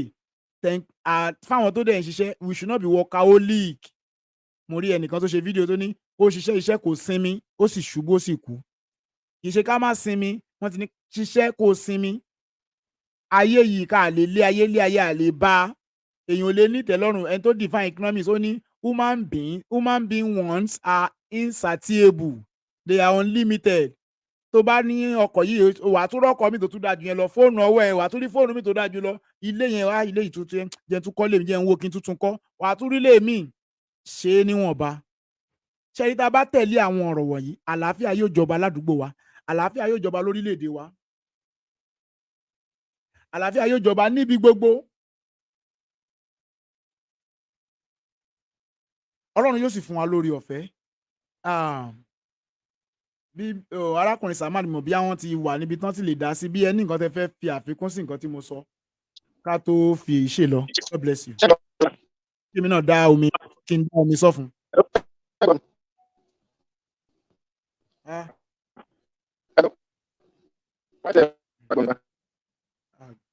Ṣé mi nìkan mi gbọ́ wọn ni?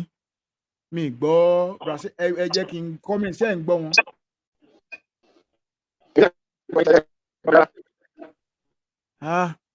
Mi ò gbọ́ yín bí omi mọ̀ bí àwọn èèyàn ń gbọ́ yín lé orí kó má yẹ pé network tèmi ni ò dá. Ẹ jẹ́ bá mi sí comment section ṣé ẹ̀ ń gbọ́ voice wọn dáadáa.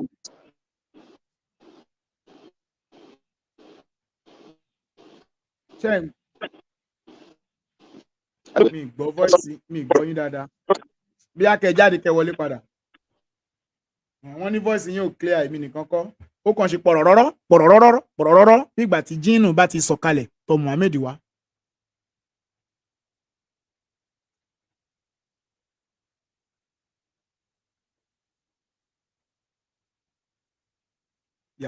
Wọ́n ti jáde.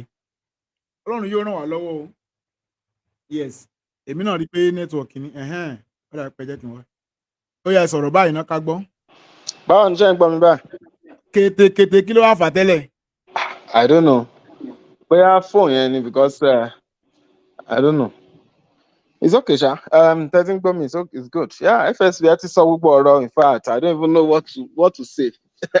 Nǹkan tí mo fẹ́ sọ, tẹ́mi kan lè hard sí ni pé gẹ́gẹ́ bẹ́ẹ̀ ṣe sọ, tí gbogbo àwa ẹ̀dá táwa láyé, ká ní pé à ń tẹ̀lé àwọn ọ̀rọ̀ Jésù ni.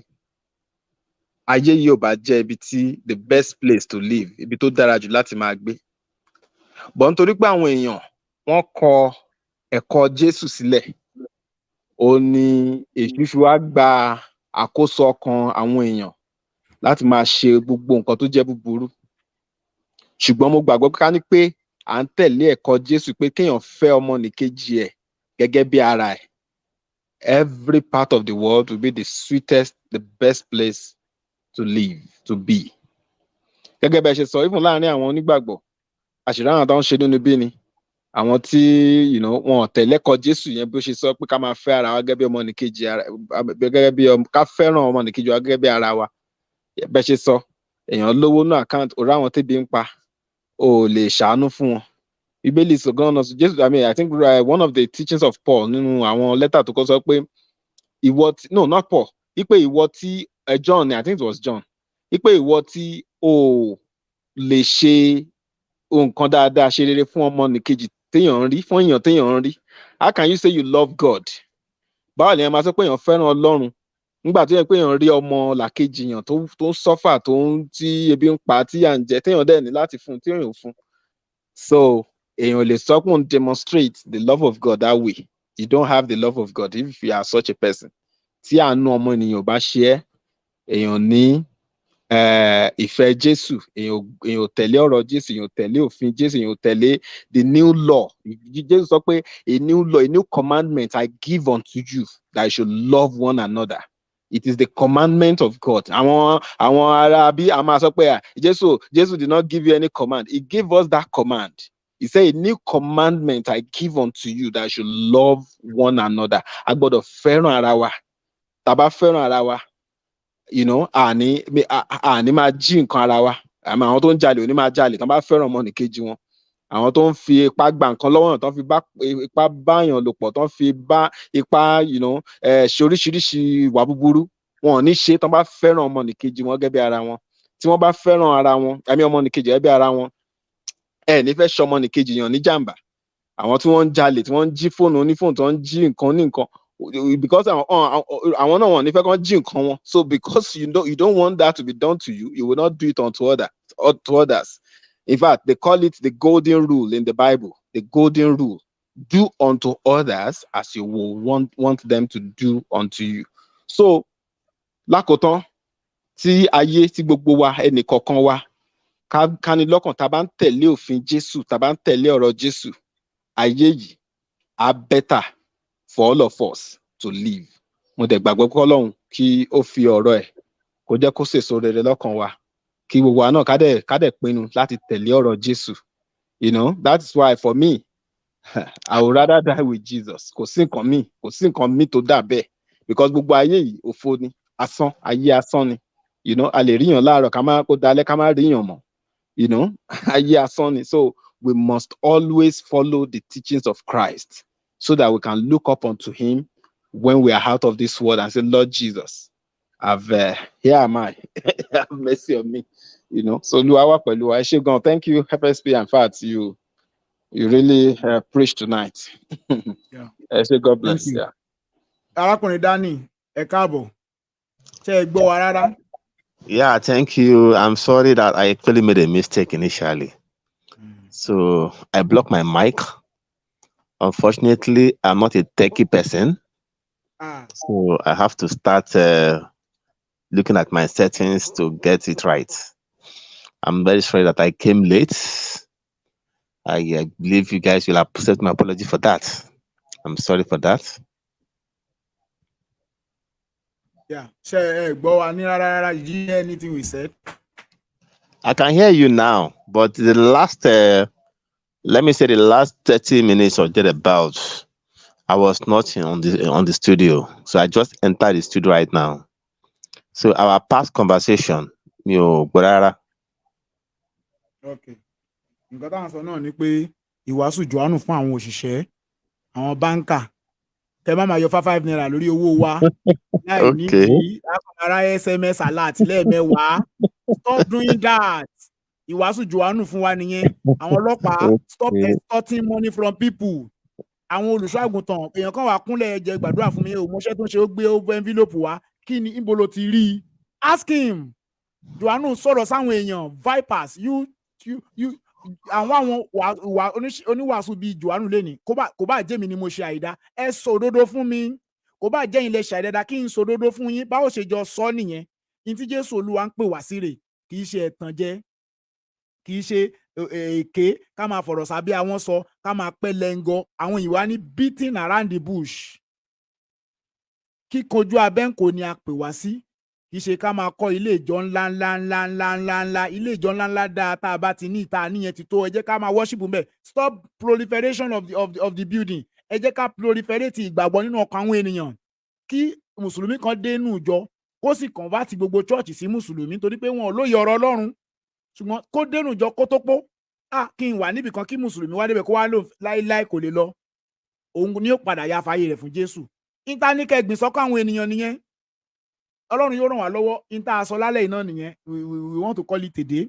Ẹ jẹ́ bẹ́ẹ̀ ni a rí fọ́nrán kan tí obìnrin kan bí wòlíì ni bí pásítọ̀ ni. Ó ti di fọ́nrán fọ́kálé ló bẹ̀rẹ̀ sí ní gbàdúrà fún ọmọ ìkókó. Ó máa wà lára àwọn tí yóò fi báírò jẹun, tí yóò fi báírò yí owó orílẹ̀-èdè. Èpèrè àbádó yẹ kán já ọmọ yẹn gbà lọ́wọ́ ẹ̀. Kán ní ìyá ẹ wá máa lọ ṣeun. Àwọn èèyàn lọ́ra láti ṣàmì. Ó tún ní ní ṣàmì ni.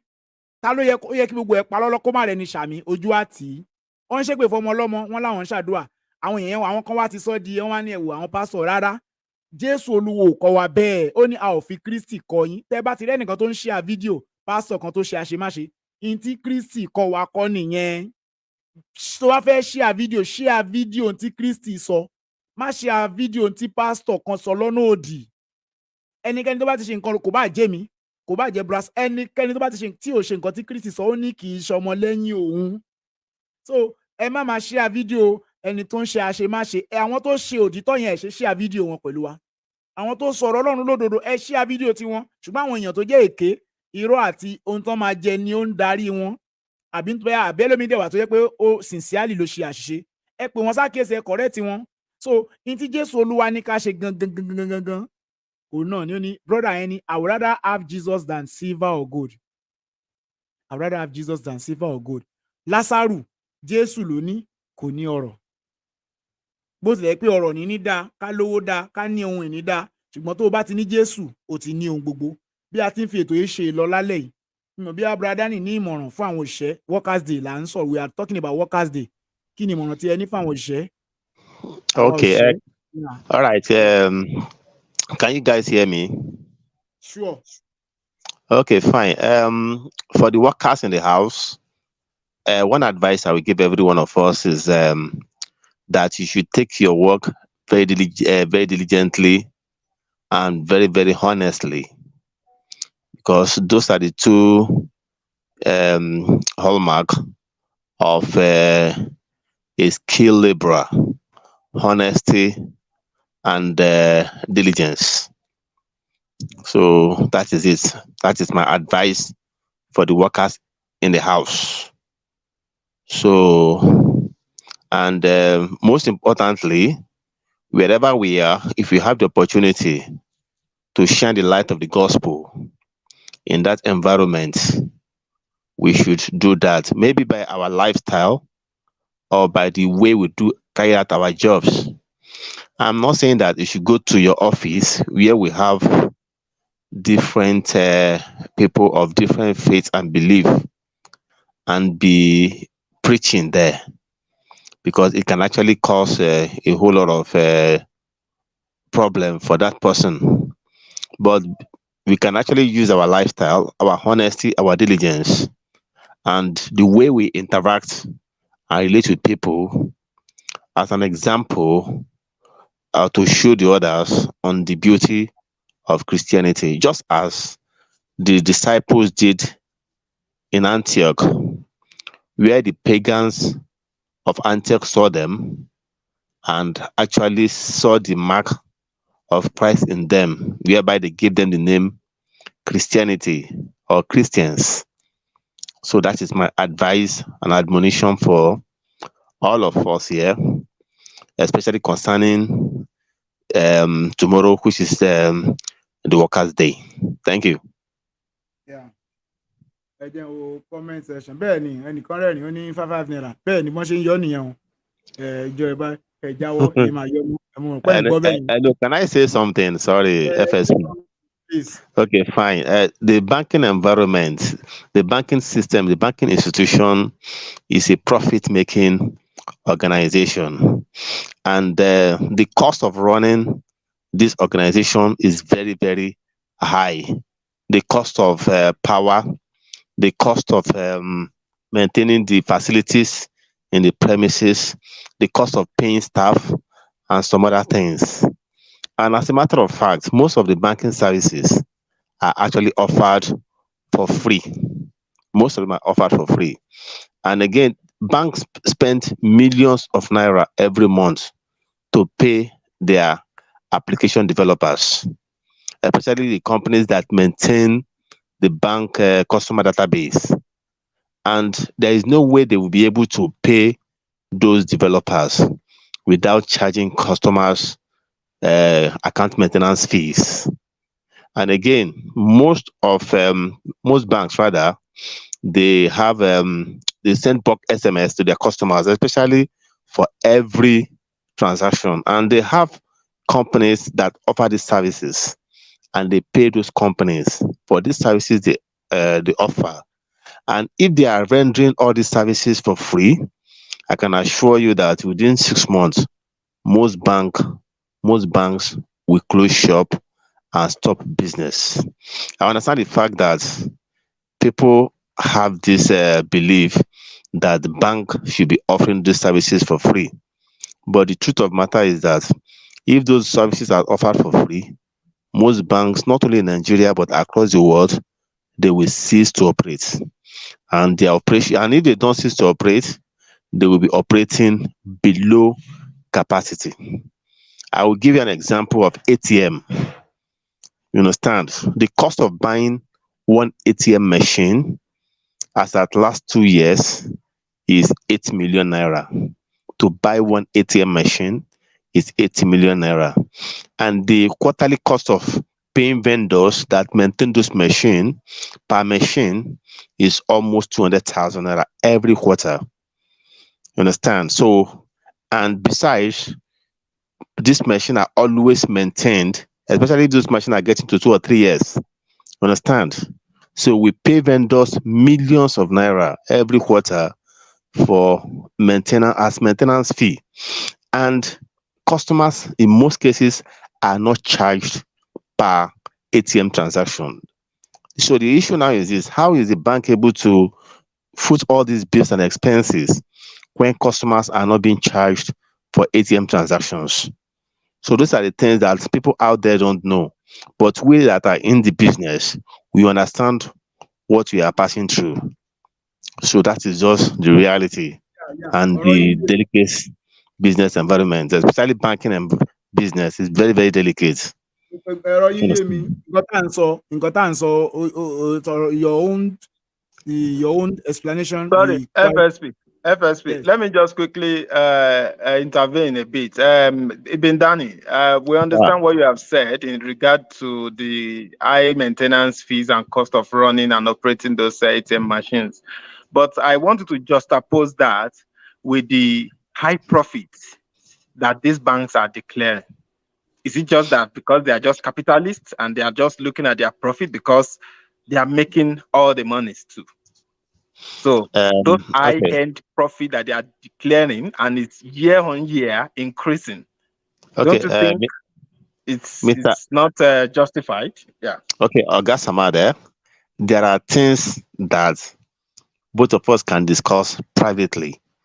You understand? There are things that we cannot discuss here, especially when it comes to the issue you just raised right now. It's not. There are secrets that that is not. It's too sensitive for it to be on public domain. You get my point? So, and I will be very, very unjust to the system if I start explaining certain things to you guys here. Do you get my point? So that is the reality. Yeah, nǹkan tèmi tẹ̀ ń sọ, nǹkan tí mò ń sọ ni pé nǹkan tèmi ń sọ ni pé kì í ṣe pé bí amokúkú ń sọ pé kí àwọn iléeṣẹ́ bí microfinance ni báǹkì ni oníṣòwò ni kán máa jèrè.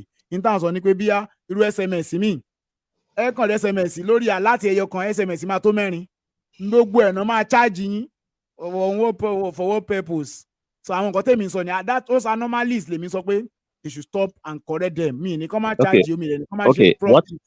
What I will advise people to do in that case, people like us here, you can actually go for email notifications. Okay. You enable your email alert. You give the bank a functional email address where your transaction alert should be sent to. Then you ask them to disable your SMS alert. Okay. So nǹkan tẹ́ ń sọ ni pé gbogbo tó kù tá a sọ ti ní pé ká wulẹ̀ sọ lábẹ́ aṣọ. Ìtẹ́ ń sọ ni pé I prefer láti choose the email alert ká àwọn tó bá ń sọ fáwọn yẹn ní pé email alert is even better àbí. It's free. Email alert is free. They don't charge you for email notifications, and your transaction alerts can actually be sent to your Gmail or your Yahoo Mail. And they will not charge you for that. But SMS, there are some company vendors that are used, that the bank buy bulk SMS from, and they pay them millions every month. And there is no way they will be able to maintain those services if customers are not being charged.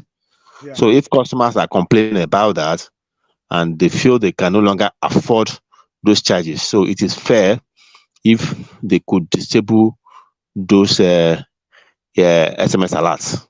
But there are some businesses that cannot afford to disable SMS alerts. Understand? So that they'll be able to verify their transactions immediately. You understand? Because the network might not be too good. Not everybody is using Android phones. So people that are using normal phone will still need to get SMS alerts. But if you are using Android phone and your Android phone is registered with your email address, you can use that one as an option. If you feel that the money you are being charged for SMS is too much, you can opt out from the service. Then they will not charge you again for SMS alert. Okay, ẹ ṣeun. a máa sọ ìtókù lábẹ́ aṣọ torí ẹ Yes, lè sir. bọ́ síbi Ọlọ́run á ràn yín lọ́wọ́ bí one of these days a máa ó ṣe ṣe ká gbé a lè ṣe àwọn ìdánilẹ́kọ̀ọ́ náà but Ọlọ́run á ràn wá lọ́wọ́ ṣá bàbá ṣe fẹ́ rìn torí àwọn míì náà wà tí wọ́n níṣẹ́ lọ́wọ́ kí ni wọ́n lè ṣe torí ẹlòmíì àìníyẹn náà àìníṣẹ́ lọ́wọ́ yẹn náà ó ń kó bá ọ̀pọ̀lọpọ̀ láti sọ ipò wọn nù gẹ́gẹ́ bí kìrìsìtẹ́nì so bóyá invite àwọn èèyàn tó lè dá àwọn èèyàn lẹ́kọ̀ọ́ kí ni wọ́n lè fi nǹkan kéékèèké tí wọ́n ní lọ́wọ́ yẹn ṣe ẹlòmíì mọ̀ pé nǹkan tó ní lọ́wọ́ yẹn góòlù ni ìtí ó fi lọ́ máa jalè ìtí ó máa fi abẹ́ tọrọ ìtí ó máa fi abẹ́ ṣiṣẹ́ ó ní nǹkan míì lọ́wọ́ tó lè lò tó fi jẹ́ iṣẹ́ ìránṣẹ́ tọ́lọ́run gbélé ọ lọ́wọ́ tó fi jẹ́ ọmọnìyàn tó fi ṣe dáadáa nílé ayé tó o pàápàá jùlọ tó jáde náà ni kéèyàn mọ̀ Jésù ohun tá à ń ṣe lálẹ́ yìí náà ni pé ká mọ̀ Jésù ẹ̀yin adarí wa ẹ mọ̀ Jésù o ẹ gbà lólúwa àti olùgbàlà yín àwọn pásítọ̀ tó ti mọ̀ Jésù sì mọ̀ kọ́là mọ̀ Jésù àwa òjíṣẹ́ ìjọba táwọn ti mọ̀ Jésù ẹ jẹ́ ká mọ̀ Jésù ní olúwa àti olùgbàlà ni kì í ṣe ká mọ̀ ní messenger of Allah rárá ká mọ̀ ní olúwa àti olùgbàlà ẹni tó kú tó jíǹde lọ́jọ́ kẹta tó tún padà bọ̀ ní bí onídàájọ́ òdodo tí ó sì ṣe ìdájọ́ ayé ẹni tí ó lè fún ní ìyà ìnípẹ̀kun nítorí yẹ kó mọ̀ Jésù sí ni kó mọ̀ ní olúwa kó mọ̀ ní ọmọ Ọlọ́run kó sì mọ̀ ní Ọlọ́run gbà ní olúwa àti olùgbàlà rẹ ní tí a gbà onímọ̀ràn láti mọ̀ Jésù sí nìyẹn Ọlọ́run yóò sì bùkún fún wa mi mọ̀ bí a ní final thought before we call it a day. Any other final thought brother ma ṣé ó wà before we call it a day ká tún pàdé níjọ́ lọ́la fún ní ilé ẹ̀kọ́ ìjọ àwọn ọmọ ẹgbẹ́ FSB ti sọ gbọ́rọ̀ I mean so yeah a sọ ìtókù lẹ́yìn ètò and everywhere tàbá wà ṣá just do the right things and do things right whatever in your own corner do the right things and do things right God bless you. a kó àyájọ́ ọjọ́ òṣìṣẹ́ ẹ̀mí wá ṣe mí ò lórúkọ Jésù. Faithful, oh Lord, now I behold the mercy, merciful, faithful.